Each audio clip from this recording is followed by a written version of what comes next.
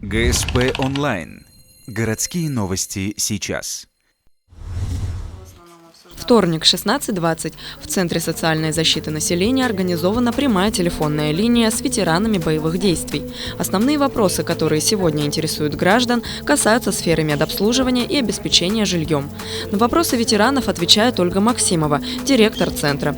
Также она сообщает о важных изменениях, которые вступили в силу с января этого года. В случае изменения места жительства, в случае изменения состава семьи, выписки, прописки, смены адреса, повторюсь еще раз, необходимо заявить эти сведения в наш центр. Самое главное, что эти сведения нужно сообщить в 10-дневный срок. Ранее нормативными актами было установлено в течение месяца.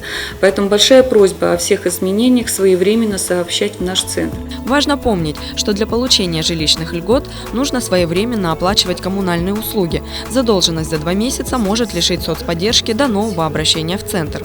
Все ухтинцы, входящие в льготные категории граждан, могут обратиться в Центр соцзащиты по предварительной записи.